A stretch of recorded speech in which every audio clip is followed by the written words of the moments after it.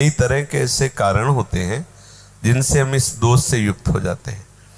यदि हम किसी भी तरह से ऐसी क्रियाएं करते रहे हैं जिससे हम धातु को नष्ट करते रहे तो उसका स्वभाव बन जाता है। किसी अंग का जब हम बार बार उसका प्रयोग तो उसका स्वभाव बन जाता है। जैसे हम हाथ हैं, आज हम दंड बैठक लगावें तो दर्द होगा, लेकिन हम रोज लगावें तो उसका अभ्यास हो जाएगा।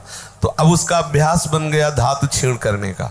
अब आप ना भी कोई चेष्टा करें तो भी वो छीण हो जाएगी, उसका अभ्यास बन गया।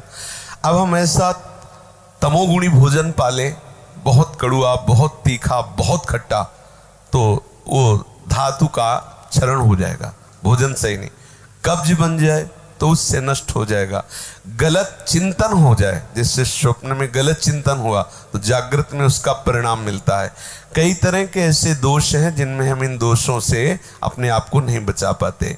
यदि साधक स्वप्न दोष से बचना चाहता है तो सर्वप्रथम उसको भगवान की शरण में होना होगा, क्योंकि प्रभु की शरणागति से हमारा जो अंतःकरण मलिन चिंतन से युक्त है उसका सुधार होगा। चिंतन बिना बदले हम इसे रोक नहीं सकते।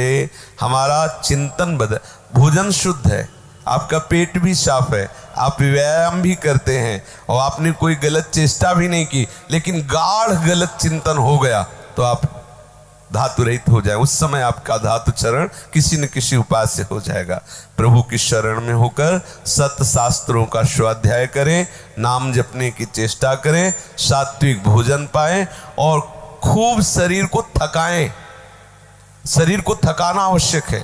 यदि आप प्रातः काल उठ करके 1 घंटा व्यायाम करें तो आप देखेंगे आपका जो धातु क्षरण है उसका अंतराय होता चला जाएगा। महीने में 2 बार, फिर 1 महीने में 1 बार, फिर धीरे धीरे कई महीने में, ऐसे अंतराय बढ़ता चला जाएगा।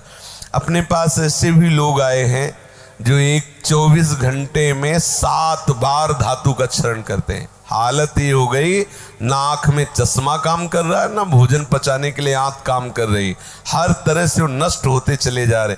अब ये खिलवाड़ यदि जीवन में करोगे, फिर इसके बाद आप कोई उपाय ढूंढोगे तो क्या उपाय रहेगा? आपकी 12-13 वर्ष की अवस्था है, उस अवस्था से आप ऐसा निंदनीय कार्य कर रहे हैं तो आप अपने जीवन का नाश कर रहे हैं। अब मान लो आपकी 25 वर्ष की अवस्था हुई और 10 वर्ष आप करते रहे हैं, अब आपको संभलना बहुत ही कठिन है, क्योंकि जो संभलने की अवस्था थी उसमें तो आपने नष्ट कर दिया, अब संभलना कठिन। लेकिन फिर भी संभलने का उपाय है, आयुर्वेदिक किसी अच्छे वैद्य से और धातु पुष्टता की औषधि ले और व्यायाम, भोजन सुधार, संग सुधार, चिंतन सुधार, शास्त्रों का स्वाध्याय और नाम जप, यही हमारे हृदय में निश्चय है। इसी से सुधार हो सकता है। और अन्य जिसे आप औषधियां लेते रहे तो विचार शुद्ध ना हो तो बात नहीं बनेगी, औषधि उतना प्रभाव नहीं